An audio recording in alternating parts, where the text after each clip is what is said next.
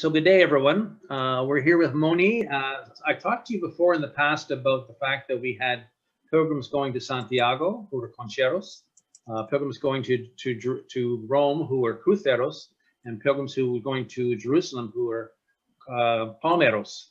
And Mony has been a conchera, crucera, y palmera.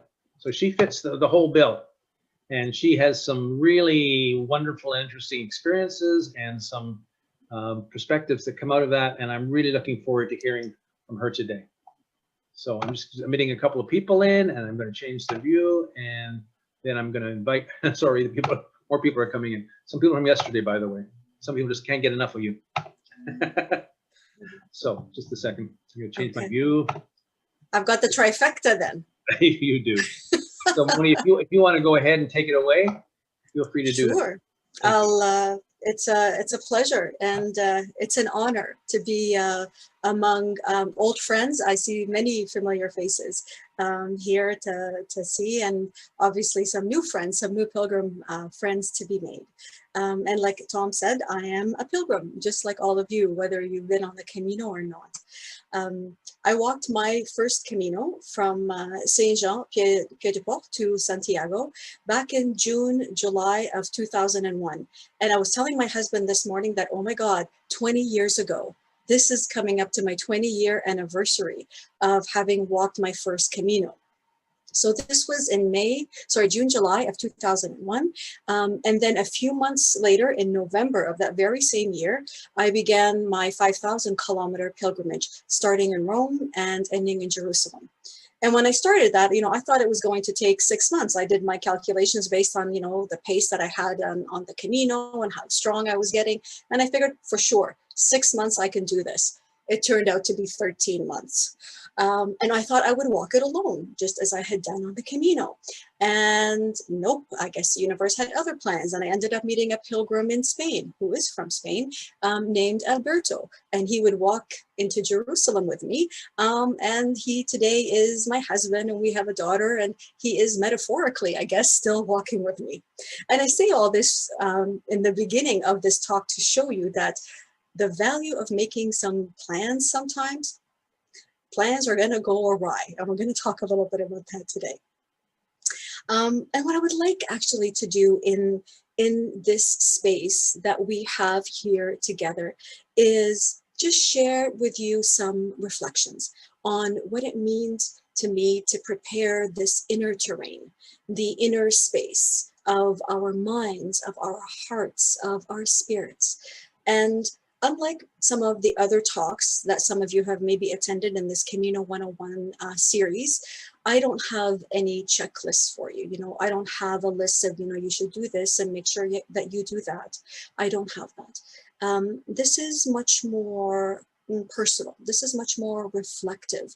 And all I can do here in this space is share with you some of my experiences, some of the lessons that I've learned, in the hopes that they will serve you as you walk that inner path that, to me anyways, defines what pilgrimage is. And for those of you who don't know me, my background is, I come from the corporate world. I left a corporate career, which, despite all of the appearances of outer success, had left me mentally, emotionally pretty much drained, spiritually empty. I was divorced at that time. I didn't know what to do with my life. And I started to read all kinds of self-help and personal development and mindfulness books, trying to find some of my answers. And what they were teaching really resonated with me. I felt that there was truth in what they were teaching, but I couldn't practice all that they were suggesting that I do while still working full-time in a pretty stressful and pressure-filled environment. And that's really why I quit. I needed time to go off on my own and to figure out my own life. I threw on a backpack. I started my own travels. I began to travel on my own throughout the Mediterranean countries. And then eventually, by late May, early June, I was on the Camino. And then I walked the Camino, and it was there that I would receive the inspiration to walk to Jerusalem. And so pilgrimage and the Camino specifically, that was really my crucible. It was the laboratory.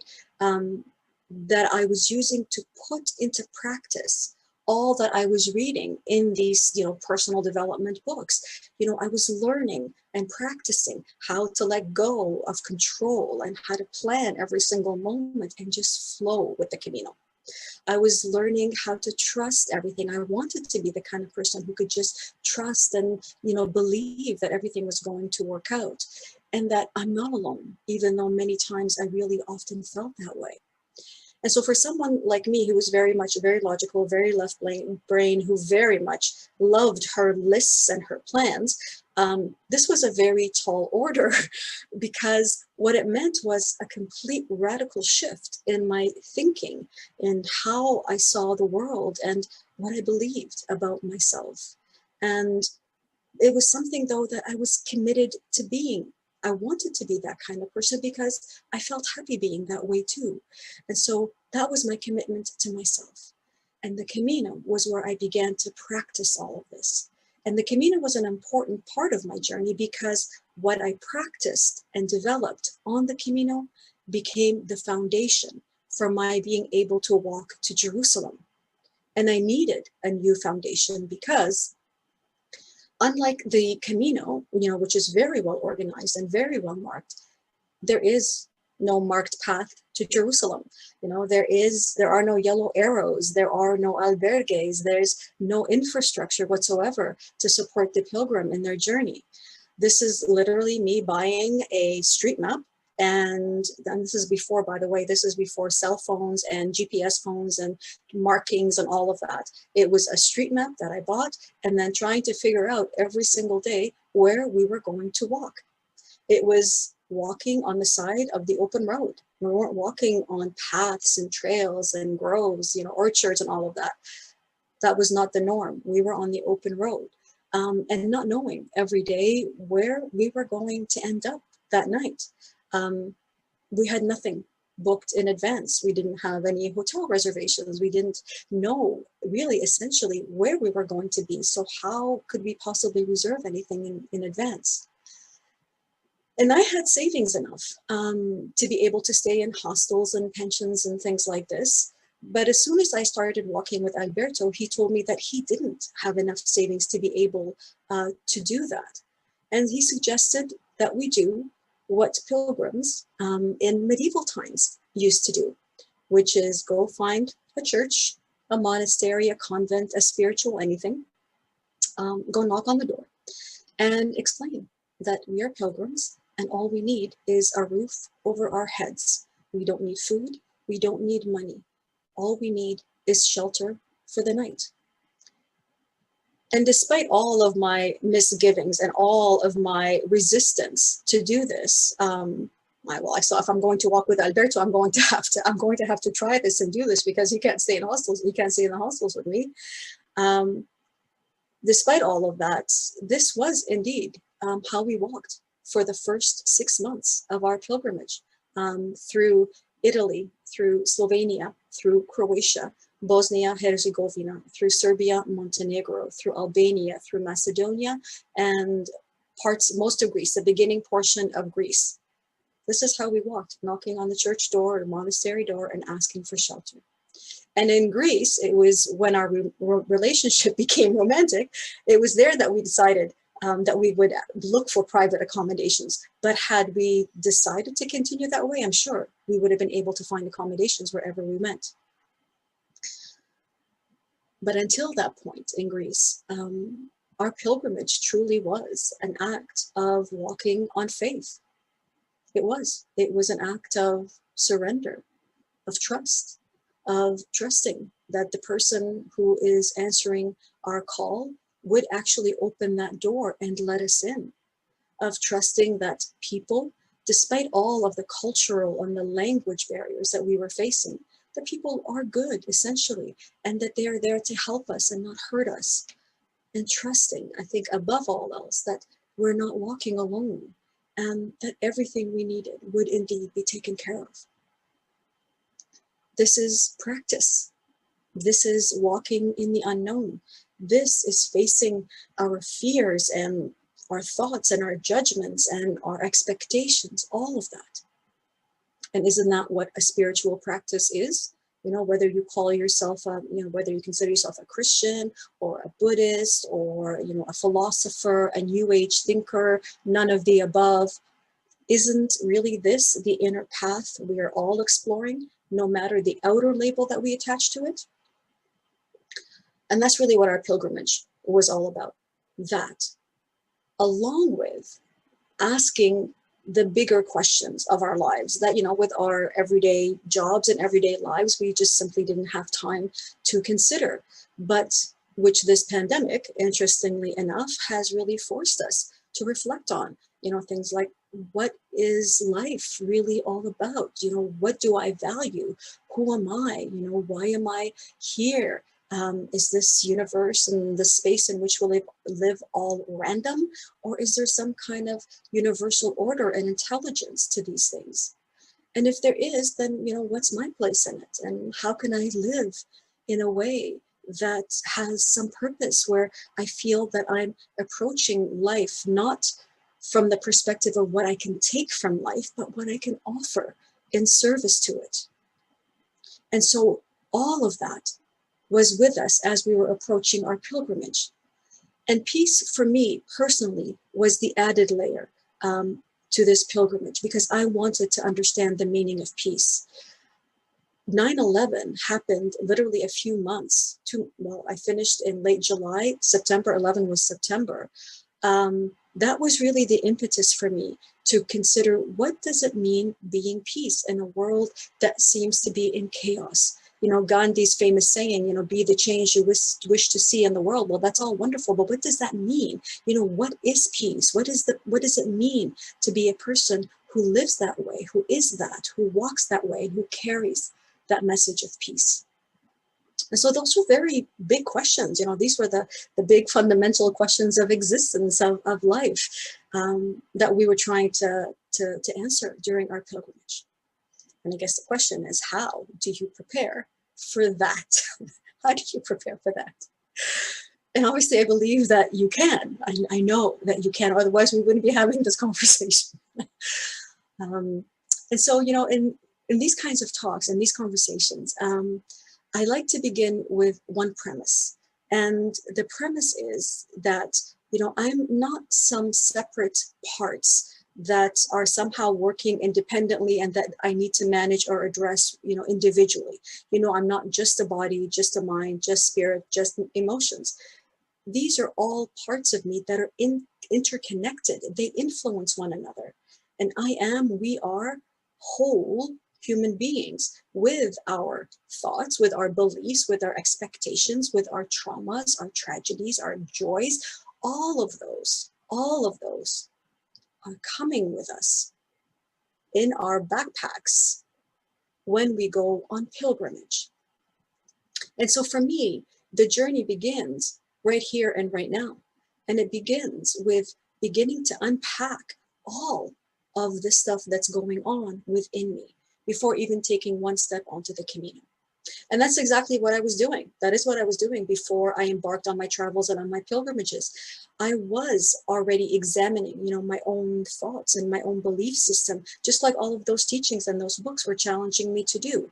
I was already reflecting on and asking myself, what do I really believe about myself? Am I, this bold and confident person that I believe that I am? Am I, confident enough to be able to go on this kind of a journey like this and make it step by step, even as a woman walking alone who's never done something like this before and who can figure things out as they come up? Am I really that kind of person?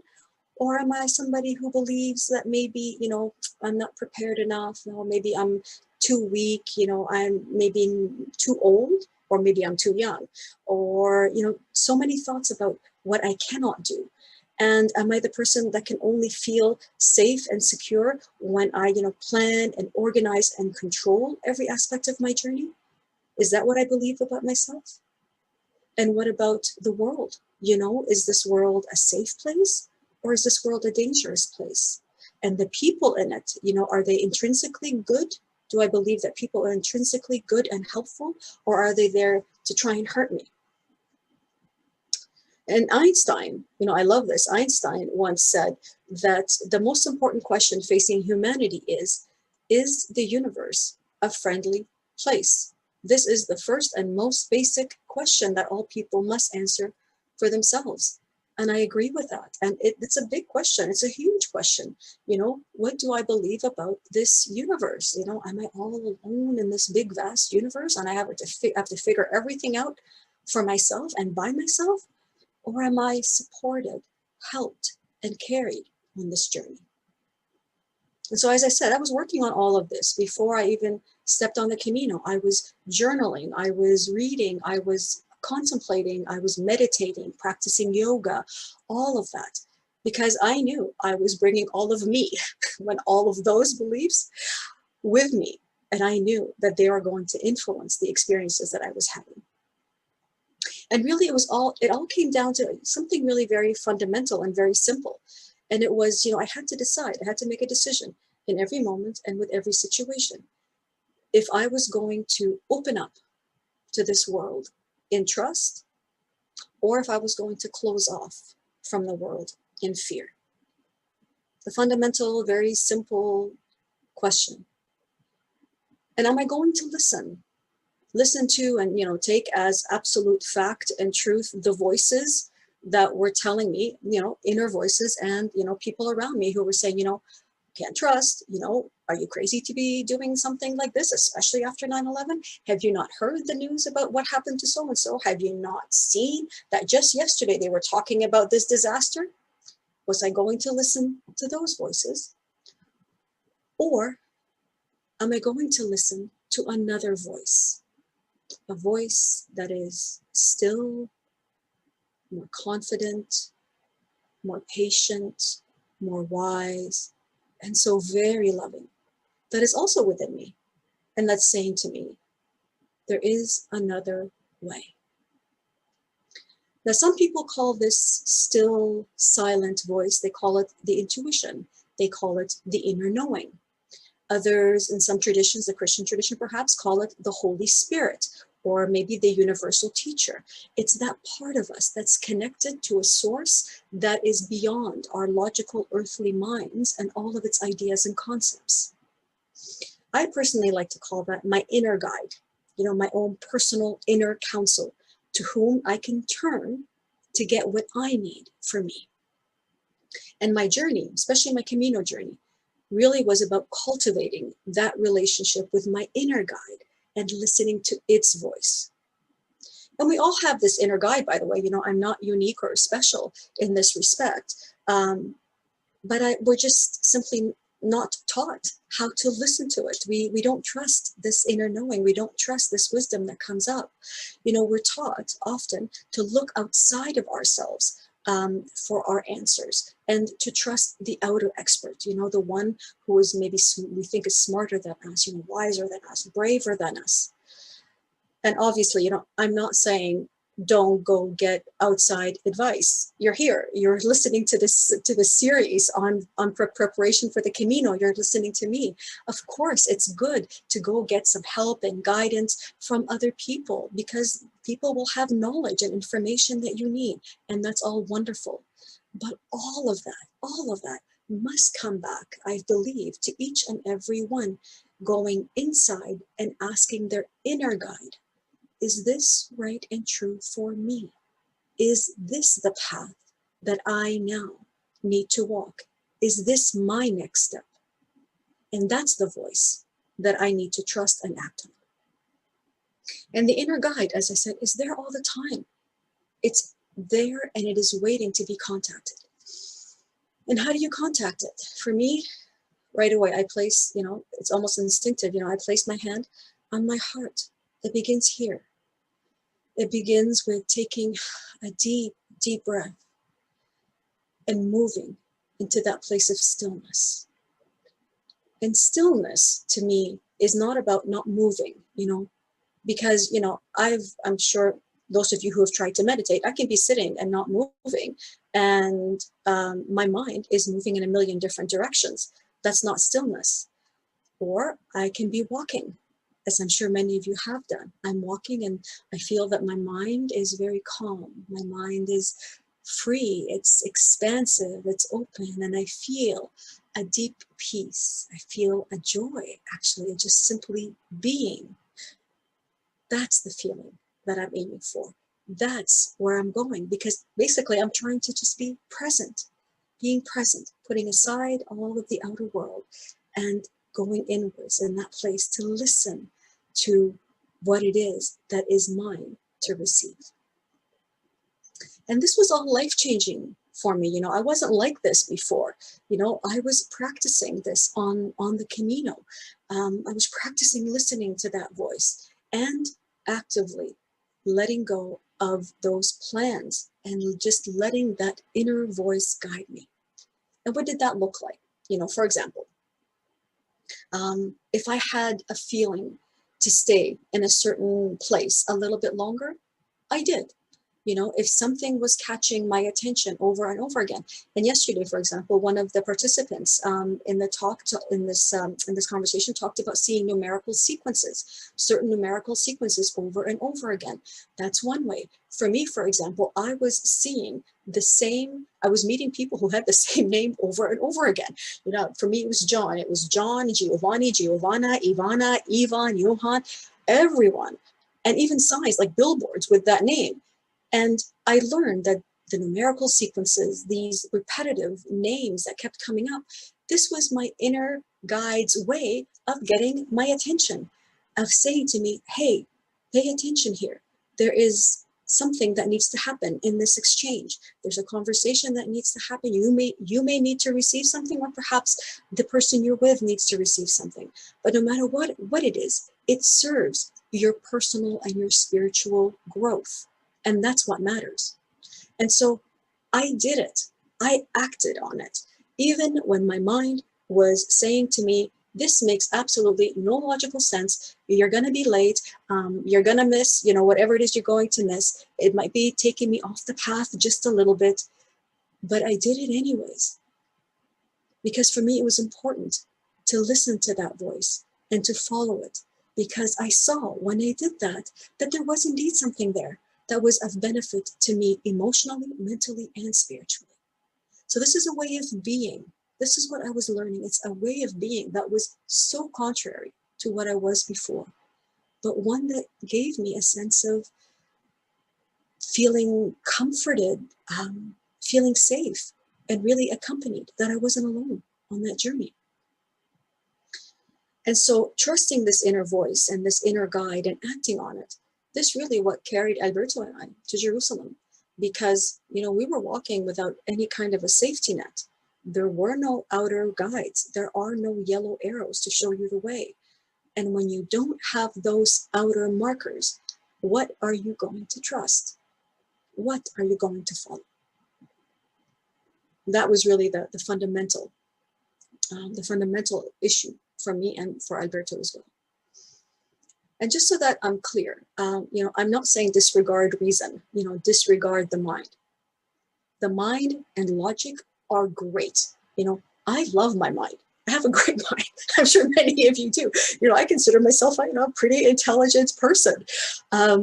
But I've also come to realize that, my mind is like one big giant computer that is collecting information from all of my past experiences, and it's using all of my physical senses to store what has happened, assuming that it's just going to keep being the same and repeating.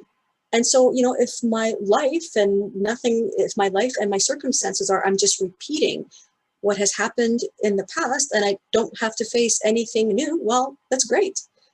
But pilgrimage will take you outside of everything that you know, into an unknown. And despite all of your best planning, things are going to come up. And every pilgrim will tell you this, you're gonna miss a connection to catch your next flight. Your reservation might get lost. Your backpack may not show up. Things happen. And that's why, for me, it's important to have something else to tap into. And that's what this inner guide and this inner voice does. It taps into this wisdom and this knowledge and information that's out in the universe, and it just brings to me the peace that I need in this specific moment to show me the next step. And you can practice all of that today. You don't even have to go on the Camino quite yet to do this. Practice how to balance, the logic and the reason and the need to control and to know what's going to happen with just maybe a little bit of surrender, a little bit of openness, a little bit of trusting, yourself and this inner guide. And see what happens. See what happens when you do that. Go for a walk. Preferably, you can go for a walk in your neighborhood, but I think it's more interesting to go for a walk in a neighborhood or in an area that you don't know as well. But don't go with any plans. Just go and be present. And notice. Notice if something unusual or different catches your attention. Notice how you feel, even if it's this uncomfortable feeling that you have of walking without a plan or a goal or somewhere to get to. Feel it. Be with it. Act on that hunch that you're getting. Act on that inner knowing. Follow that sign that somehow feels right, even when you can't logically explain it. Do it anyways. That's how your inner voice, your inner guide is speaking to you. And that's really the challenge and the opportunity. Can you simply walk, appreciating this journey and being attentive to what is happening in this very moment? Can you be inwards listening, inwards focused while walking outwardly? It's a big thing, this. And I'm obviously also not suggesting that by doing this, your pilgrimage is going to be all rosy and all love and peace and how beautiful. Of course not. Mine certainly wasn't that way, even when I was practicing all of this. But interestingly enough, though, a lot of the problems and the difficulties that I had very little to do with any physical situations, only with the exception of one time that I got seriously ill. Really, the vast majority of the difficulties that I had were around my expectations and my fears and my very rigid ideas that I just wasn't willing to let go of. And they all showed up. They all showed up for me so that I could see them and make a decision as to whether or not I was going to lay them down or to keep walking with them and carrying them. And I'll give you one very, very simple example. And this is, something that happened to both Alberto and I when we started calling on the churches and the monasteries asking for shelter. There were times when the priests just said no and just simply closed the door in our face. And this happened on more than one occasion when it was dark and it was cold and there were no hostels in town and we didn't know what we were going to do. And so during those situations, I was livid. I was just shocked and then so angry. It's like, how could they turn us away? I mean, isn't this their job? Isn't this what they trained to do? I mean, doesn't this collar and this uniform oblige them to help me? And, once I kind of got over the emotions and I could settle myself down and calm myself down and begin to reflect and to examine what was going on, I had to come to the difficult realization that, no, they have no obligations to me because they are human beings first. They are my brothers and my sisters. They have their fears and their frailties, their weaknesses, just as I do. They're working through them in their own way, just as I am. And they're saying no is not a rejection of me or a condemnation of me, but it is the loving opportunity for me to examine my own beliefs and lay them down because they were just too heavy. They were too heavy on my heart and they were too heavy on my mind. And this idea of laying things down, for those of you who have been on the Camino know this, and those who are about to go have heard of a specific location on the Camino in Galicia called the Cruz de Ferro, or the Iron Cross. And tradition has it that, when you leave your country, you bring with you a stone Others may bring other objects, but you bring a stone and you put whatever it is that you want to leave behind into that stone, and you leave it at that cross. And that cross is a special place, you know. There is something beautiful and very powerful and very moving there. And you can lay that there. But at the same time, for me, you know, the entire Camino is sacred. And for me, you can lay your stone down anytime you're ready to lay it down. And not only is the Camino sacred for me, but for me, life is sacred. You know, this pilgrimage that we are walking called life, to me, that is the most important pilgrimage that we can walk. And so I say, begin by laying down your burdens right here and right now. Go for a walk, pick up a stone, and as you're walking with that stone, touch it, rub it, feel it in your hands. And as you do so, imagine all that you want to leave behind being poured into it. And when you're ready, put that stone down. That location becomes the sacred spot for you. You can give it to Mother Earth, you can give it to God, you can give it to Jesus, the universe, the angels. It doesn't matter. Whoever you think of will take it from you. Let them take it from you and allow yourself to receive peace. And pick up as many stones as you need to do this, as many times as you need to get to that feeling and to be unburdened. Allow yourself to be unburdened and accept the peace that this unburdening gives you. This is a very simple ritual. It's a very symbolic, but very powerful way of just taking that weight that is weighing you down and putting it down. And as I say, you can do that now.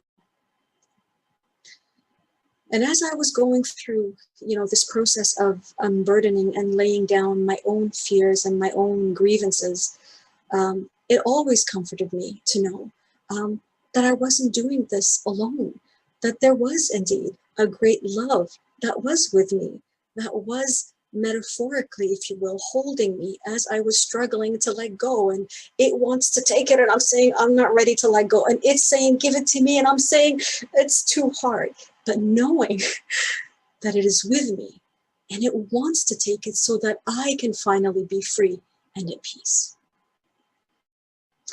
And this is now moving into this realm of the spirit. And you know what it means, in my opinion, to prepare spiritually. And matters of the spirit are sometimes a little bit awkward, maybe a little bit difficult for pilgrims to talk about. We all have our unique reasons for being on pilgrimage. And it is on pilgrimage that we're called. There is something that is calling us to embark on this quest, even if we can't quite articulate it in words. You know, it's a drive. You know, it's just beyond simply going for a walk, because if we really just wanted to go for a walk, Canada has thousands upon thousands of kilometers of beautiful parks and trails upon which you can hike or walk. But we're not doing that. You want to go across the ocean to a completely different country to walk a medieval or even more ancient path to arrive to a cathedral where the remains of a saint purportedly lie. So obviously it's more than just going for a walk or going for a hike. And so then the question becomes, what is it that is pulling at us to be pilgrims and not just merely hikers or walkers? To me, for me, there is that part of us that is here on earth that longs for a connection that goes beyond just the physical and the material. I believe that there is a part of us that just longs to touch the stars and to be that drop in the ocean and to be part of all of the beauty and the grace that surrounds us. There is a part of us that wants to connect with our ancestors, to understand where we have been so that we can more wisely choose the next steps in terms of where we're going.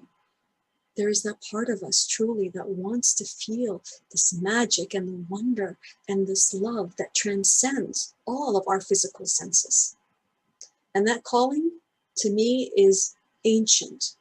No matter, the religion, the faith, the belief or none, it is a calling that the logical mind and reason and arguments cannot silence in any way. And that call will eventually just crack your heart wide open and just lead you on pilgrimage. And by its very definition, pilgrimage is a sacred journey. It's a sacred journey made to a sacred location. But to me, the most sacred of destinations is not that cathedral or that tomb, but it is to that part of me that longs for that transcendence, for that connection, for that meaning. That to me is the holy temple. This is the place where to me all my questions are answered. That's the place that, in my opinion, I'm going to. But just like Dorothy in The Wizard of Oz, I have to go on that quest. I have to go to follow that yellow brick road, or the yellow arrows, to learn that everything that I need is already within me. That is the spiritual quest. And the great gift that pilgrimage offers, obviously, if you're open to that possibility. I mean, that's why it's so special to be able to just walk away from all of our daily routines and obligations and to-dos and to immerse ourselves into this inner world of ours that we too often ignore, and to wrestle with these questions. I mean, it's fantastic. I mean, how great is that? To me, it is the thing to explore. And that's why I love pilgrimage. It's unparalleled for the opportunity that it offers to actually do that kind of a quest. And this whole experience of the spirit, I believe will very much depend on how each here answers this question that I asked earlier. What do you believe about this grand universe in which we live? You can, of course, choose to believe the story of separation, that I'm alone in this vast universe. I can't trust anyone beyond myself. I have to look out for me and my own interests and take all that I can get. And that absolutely nothing exists beyond what I can see and touch. And thank you very much. And that, of course, is wonderful. And that will be your experience, because you will absolutely see what you believe. What you believe, you will see and you will experience. But here and now, I invite you perhaps to consider another story of our existence, one that affirms that you are deeply loved. That's it. Whether you're aware of this love or not, whether you accept it or not, you are loved. There's nothing that you have to do or to be or to sacrifice or to suffer in order to earn or to have this love. You are loved as you are, because love created you. Your very essence is love, no matter how you may have forgotten this very simple truth. And you're never alone, never in any instant separate from this love which is with you, which is within you, which is all around you. This love, which is called by many names, walks with you in every moment, guiding you, protecting you, even carrying you when your feet simply cannot walk another step. And this love wants to make itself known to you. It wants to be a part of your life, but it would never impose itself on you. Never. It respects your free will, but it is waiting for you to initiate the relationship. And in the same way that you develop a relationship with your inner guide, so too can you begin to develop a relationship with that which is infinite. And I cannot tell you how to do that. All I can do is invite you to go into the stillness of your heart and ask to be shown how to do that. Ask to be led to the people or the situations that will help you explore that connection. Ask to keep an open mind, because you surely cannot know everything in this vast universe in which you live. And to me, asking from this place of purity and sincerity of the heart is what opens all of the doors and brings you what it is that you need. This is what it means to walk on faith, for me anyways, to be willing to surrender, not only all my plans and all of my ideas, but all that I think that I know, so that I may know what I don't yet know. And to trust that this presence that walks with me is loving, and it only wants to see me happy and at peace and in service to it. And it will indeed move the entire universe to make sure that I am. I've also come to learn over these years that, God doesn't care about my agenda and my plans. God doesn't really care about, all of my accomplishments and all of the accolades. But God very much cares about the state of my heart and whether I am walking closer to love or further away from it. That's it. Love. That's all that God cares about. If I am in service to love or to fear, and nothing else.